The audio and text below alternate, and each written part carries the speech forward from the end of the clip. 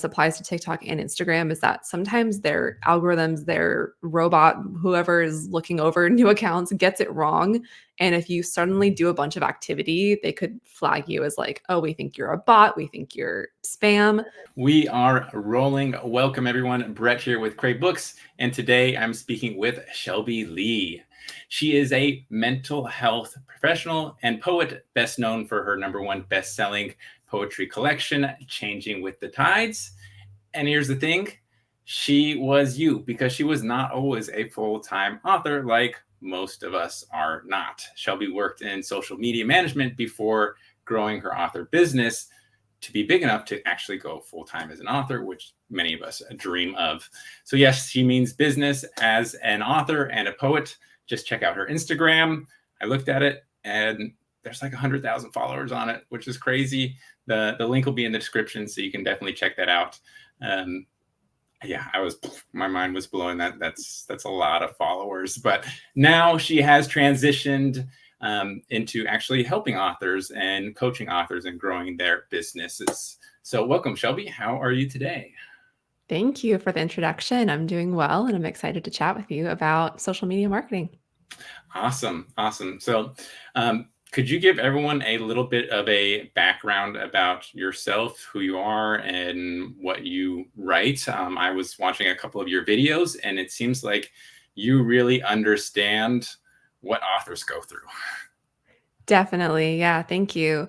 So, yeah, I actually write mental health poetry books, as you mentioned. And I started writing online and kind of sharing my poems, which was how I kind of got started in the online marketing world and connecting with other authors.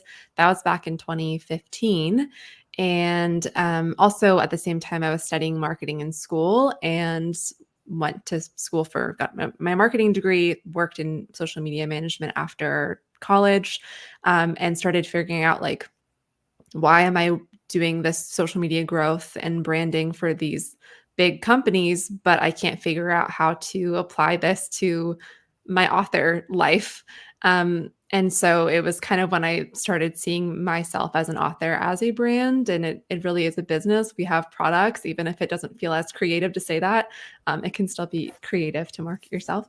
But that's when I really started noticing a shift in, after launching my first book, not doing so well. I didn't really know what I was doing, didn't know how to launch, and just learning my way through developing a brand, developing my audience online, and self-publishing more books, which led to a couple of book deals. So I'm now a combination of self-publishing, and then I've done some traditional publishing deals as well. And yeah, it's been a journey of figuring it out. And then I just really wanted to help other authors because I was getting so many authors coming to me and asking me about how I was doing it, and I wanted to help. So I started Marketing by Shelby. I share weekly marketing videos on YouTube, and then also have some courses and a wonderful marketing membership as well, where I support authors with their marketing. That's awesome. Yeah, we'll put your links in the description, so anyone that's looking to get more info about Shelby or watch some of her videos, you can check those out in the description. And I think I mentioned you're a mental health professional. Are you a mental health professional, or just write mental health poetry and more of a social media management professional?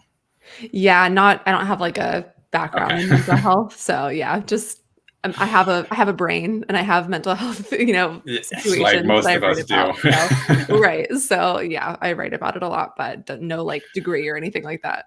Okay. So getting into a little bit of your journey, just so other authors understand that you know what they're going through, is what were some of your most difficult obstacles that you encountered when you first started? Yeah. Oh my gosh. I feel like whenever you first start, there's so much that you're learning all at once, because you're learning the actual publishing and writing a good book and formatting it and putting together a cover and figuring out the self-publishing platform that you're using. And then you also at the same time want people to buy it and read all of the work that you put years likely into this, and some money as well. So then that's a whole other layer where now we have to think about the messaging behind the book and where are we going to be sharing about the book and all of those things. So I think honestly with my first book, even though I was in marketing at the time, I wasn't even thinking about marketing until my book was like ready to come out. And so I always commend authors that are ahead of the game and reach out to me like a year before. I'm like, wow, because I was not like that at all. So that's really awesome. But I think that was like the biggest challenge was just I'm learning so much. I'm like looking up all these resources, getting so much thrown at me. And then it takes time too, like to figure out what your messaging is and who your readers are and tailor that to your book and the content that you're putting out, whether you're doing social media marketing or something else. I think it's the time that myself and a lot of authors get frustrated with is that it's not an instant. I don't think anyone becomes an author for like a get rich quick scheme by any means, but it takes time to really figure that out for yourself and for your book. So that was a challenge for me. And I don't think there was times where I was going to give up, but there were definitely times where I stepped back and was like, is this actually worth it at all? So Yeah. For me as well, I think yeah. I knew that it took a lot of marketing beforehand for your book, but you just don't realize how much. You're like, okay, I know I need to do all this stuff before, but then you do probably half or even less of what's required. And then you Mhm. realize, okay, that definitely was not enough marketing. Right, right. So Exactly. there's a whole bunch of stuff that goes into your book before you publish it. I was watching one of your videos, and the phrase that you kind of highlighted was show up for yourself. And I was thinking about it and I was like, this phrase resonates with me so much, but I just can't explain why. So could you explain what does it mean to show up for yourself? Yeah. Oh, I love that question. I think, whenever a lot of us like publish and get our book out there, hopefully and fingers crossed you get a lot of support from like family and friends and strangers on the internet and that's the hope, but it's not always the case and I think people are surprised to find that sometimes.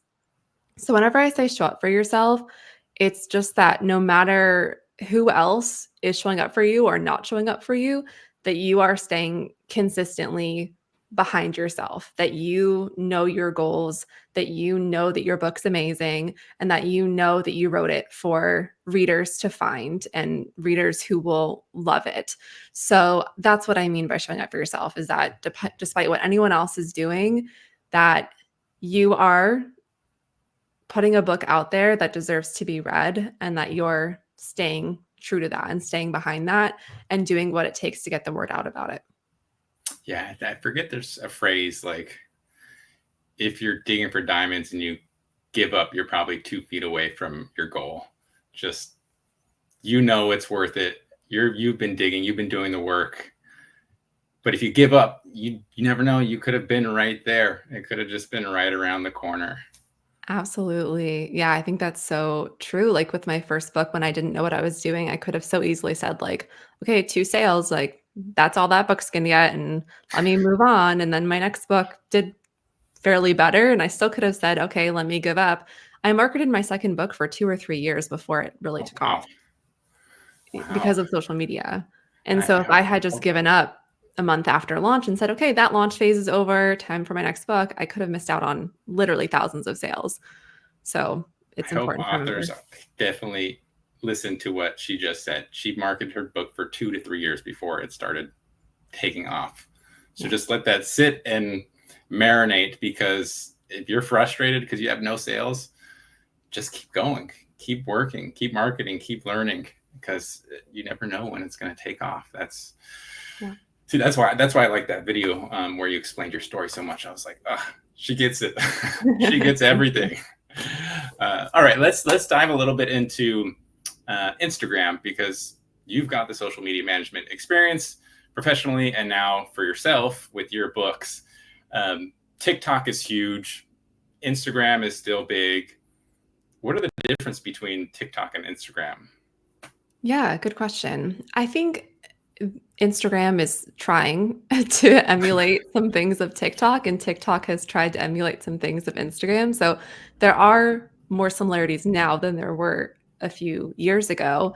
But I think, well, I think there's a huge book in like Bookstagram and Book Talk. There's big communities on both in terms of reading. So that's not much different. And then with Instagram Reels now, pushing them out to non-followers that is similar to TikTok. I think there's obviously more users on Instagram. It's been around for longer. Um, but they're both pretty similar in terms of like still being able to reach non-followers with video content and all of that.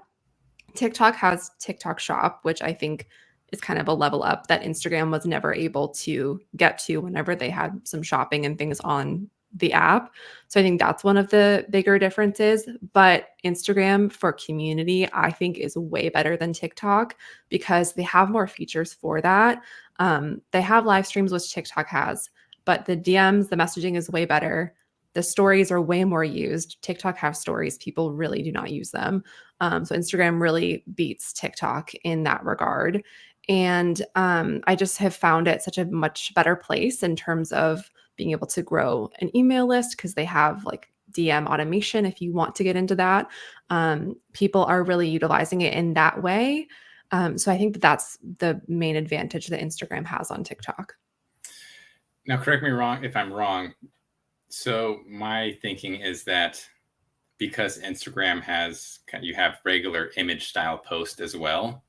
When people click onto your page, it can definitely feel more like a community, more like a connection because they can see your entire story rather than watching all of your 1 minute, 30-second videos. They also have those images. Would you say that's kind of along the lines? Yeah, no, I definitely agree. I think that we have more freedom and creativity with the different post types that are available on Instagram because you can share pictures. TikTok has carousels too, but I think they're more popular on Instagram. And then there's video content as well. Instagram has broadcast channels now. They have highlights where you can really have like little sales pitches for your books, a little about me and who you are. And it's like a really nice extension of your bio. So I think the different features and really utilizing each of those different features that Instagram offers goes a long way in building that community. Yeah. Would you say that the last 2 years, there's been a lot of updates on Instagram just from the competition of TikTok? Yes, definitely. Definitely. I feel I like feel like there's always something new. there's something new and that can really shake up like people and feel like they have to start all over, or like there's something else to learn. But a lot of the times it's things you can implement over time. It's not like it's changing how marketing works, like the foundations of Mhm. marketing and consumer psychology and all of that. Like they aren't changing. So stick to your message and your brand. But these little updates can be kind of annoying and make us want to throw our phones away. I've been there. It almost left my hands, but I was not able to let Mhm. $800 out of my hand. Right.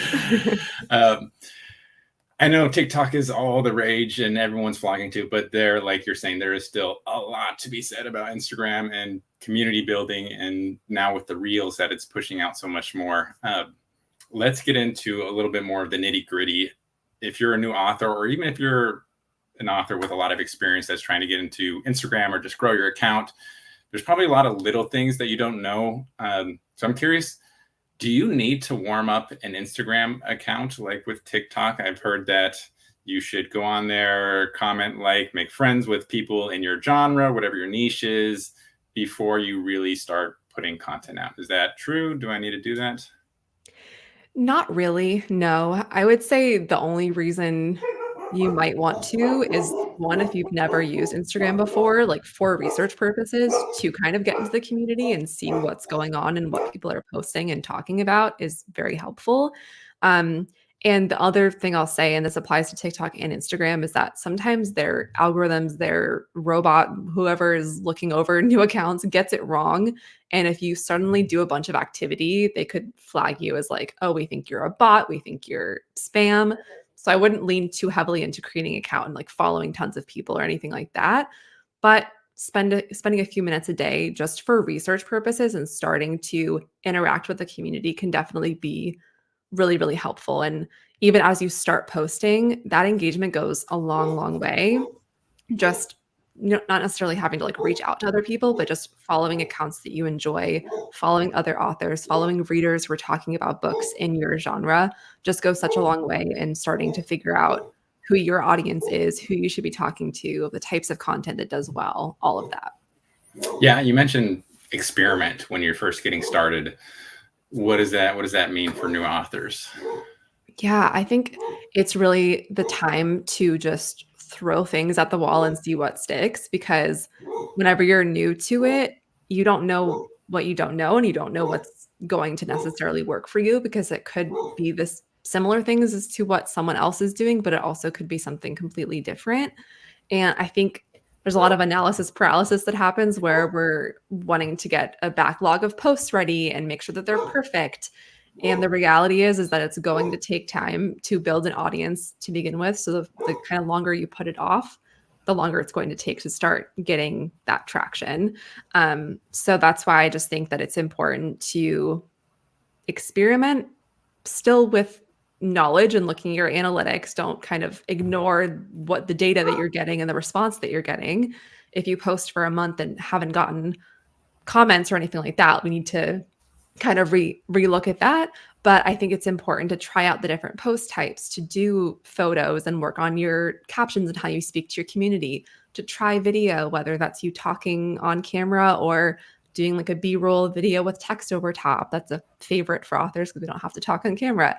And just trying out that different type of posts that are available to you, to find out what works best for you, what you like, get faster at it over time.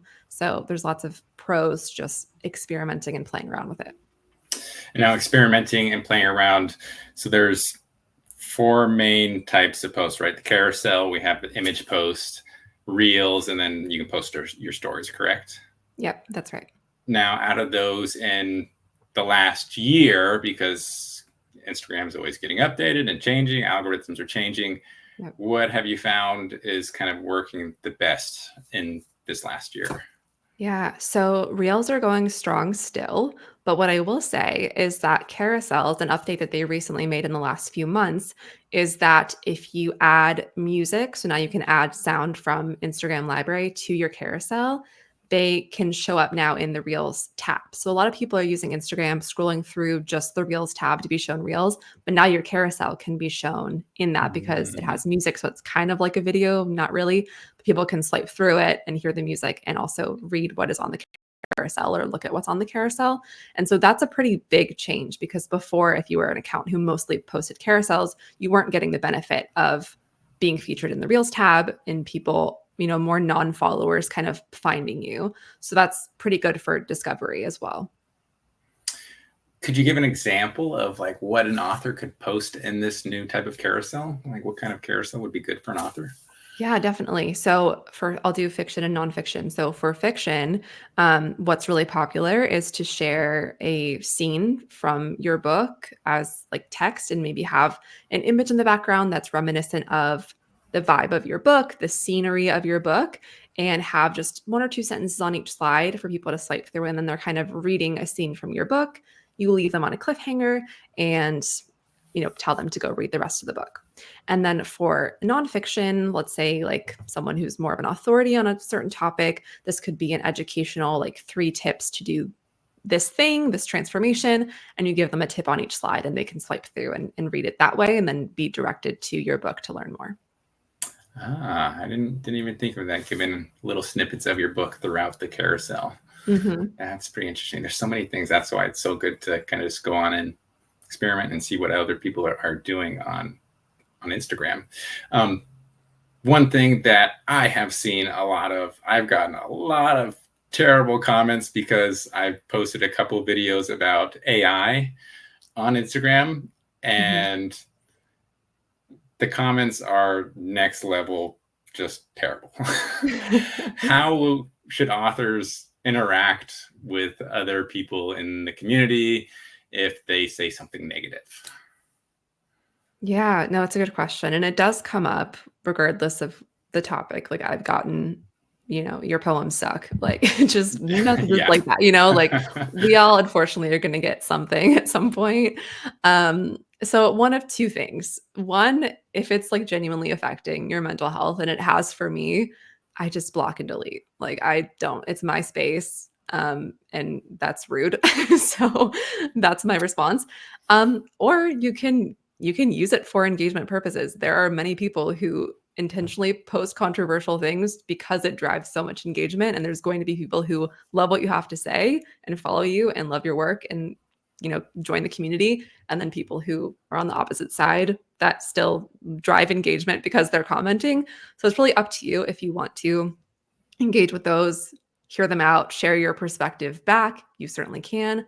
It's also okay to just let them up and ignore them, or you can delete them. It's really up to you and kind of the community that you want to establish. I think my hard and fast rule is if it's like really offensive and would offend other people who are reading it, like in my community, I want it to be a nice and safe place for my community as well and for them to not see those things. So I'll delete them. But if it's just feedback that they don't like my work, they can stay up. I'm not gonna really engage with it, but it's there. Yeah, if if get anything that's like racist or homophobic or anything Exactly. like that, it's like immediate block. But generally, I might interact with them, but Yeah. sarcastically. Right. Yeah. Yeah. So if you're an author out there, don't worry if you're getting negative comments. Just like you get in the reviews. I mean, you're going to get negative reviews. Some people like your stuff, some people don't. But in the end, more people are probably going to enjoy what you are putting out. So what would an author do?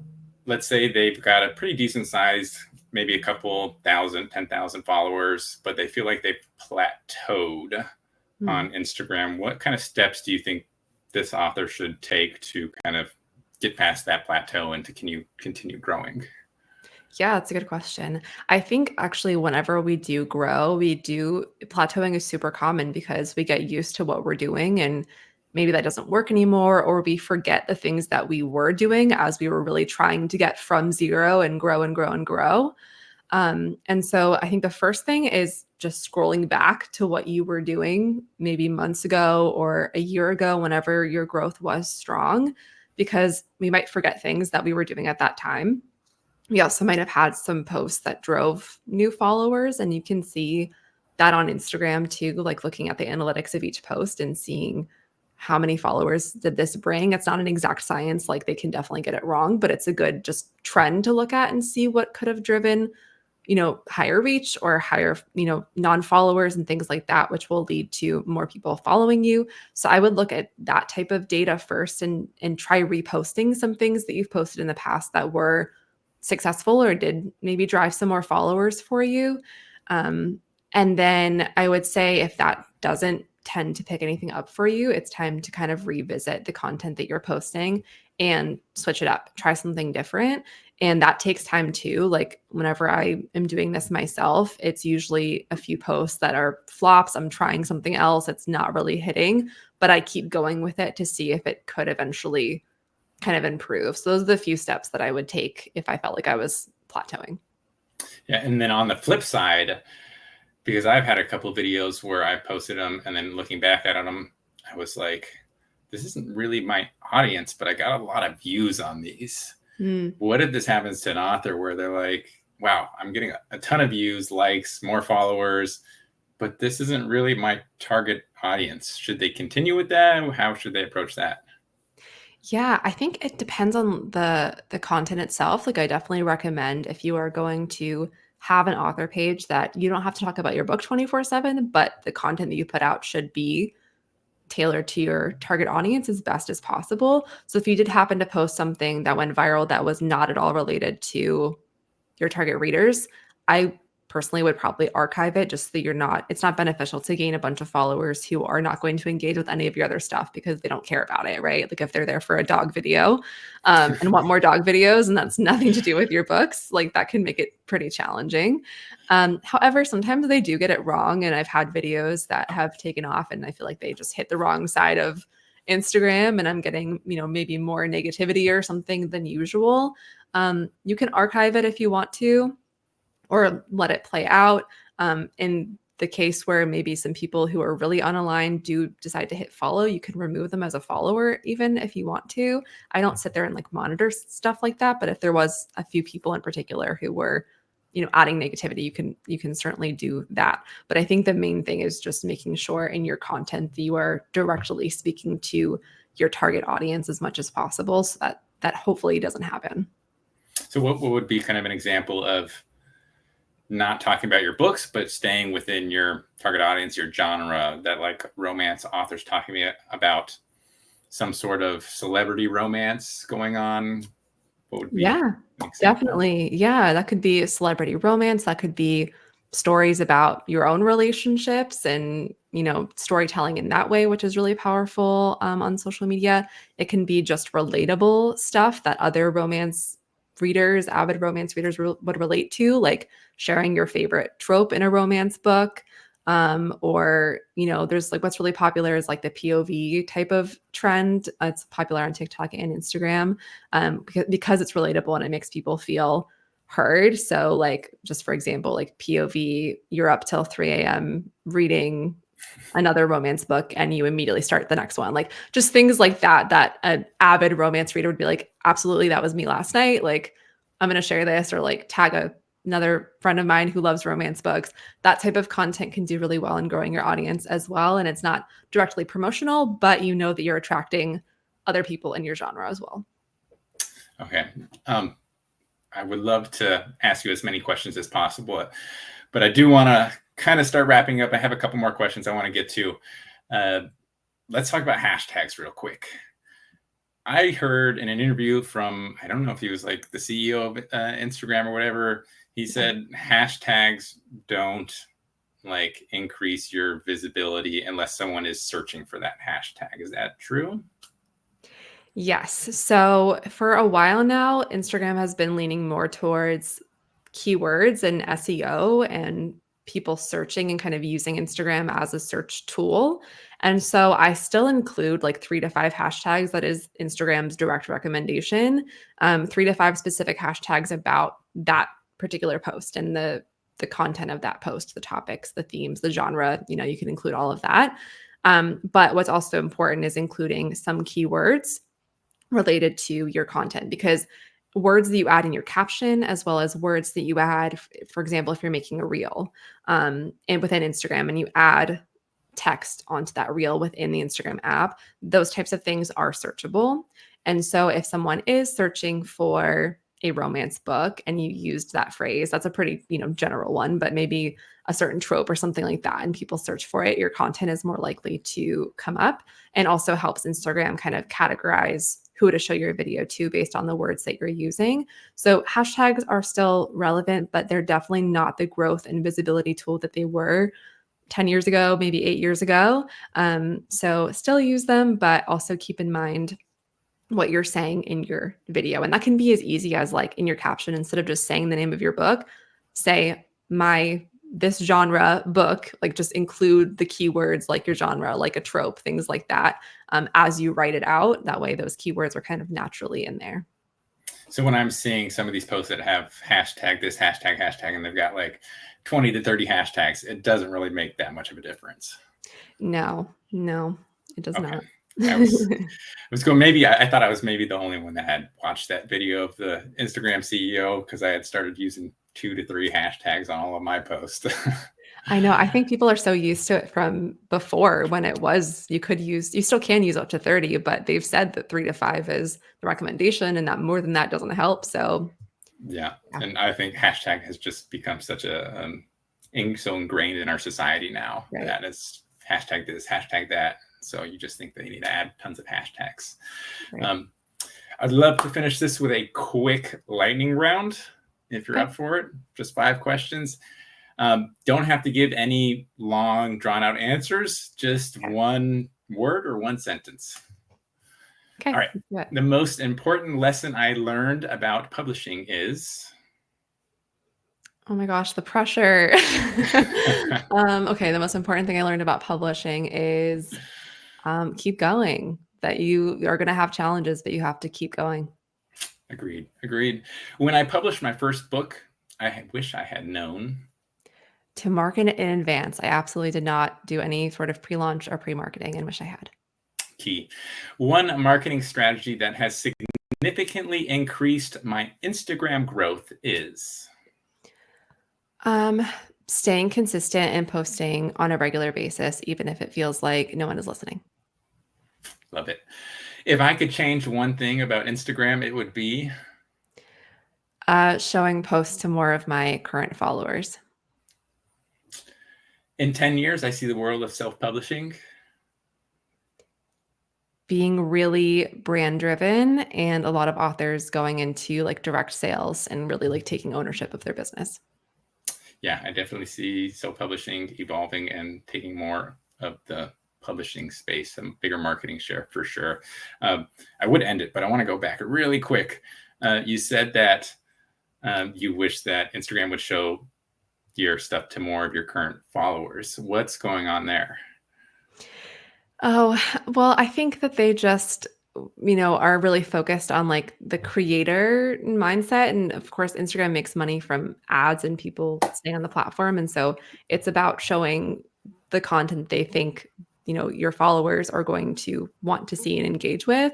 And that's made it hard for a lot of creators to get reach of their current followers because a lot of people are spending time on the Reels tab, but they're also spending time on the homepage where now people that you aren't following is being shown to you. So you can go to like your favorites tab, you can go to your following tab to see who, what posts are new from people you follow, but it is a little bit trickier since they made that change. Is there any way to kind of get around that to make sure that how do you get your followers to see more of your posts? Have you figured out anything? I mean, besides just making as much engaging content as you can, in stories, that's the best place because your stories are going to be seen by majority of current followers. They're not really something that non-followers view too often.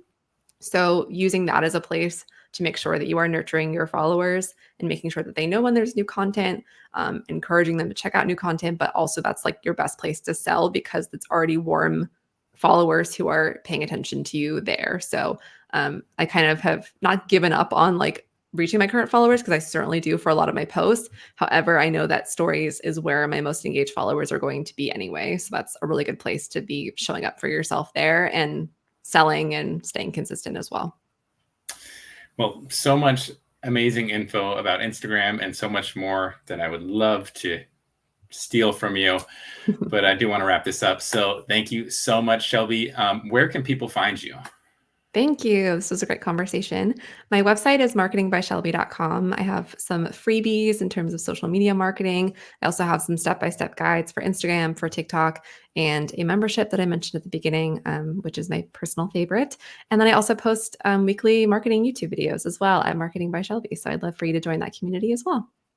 Perfect. We will put all of those links in the description. So click on those, check out everything she has to offer. YouTube videos are a great place to start. She's got a lot of good info there. Thank you. Thank you so much for coming on, Shelby. And we should definitely do this again sometime. Definitely. I'd love to. Thanks so much for having me.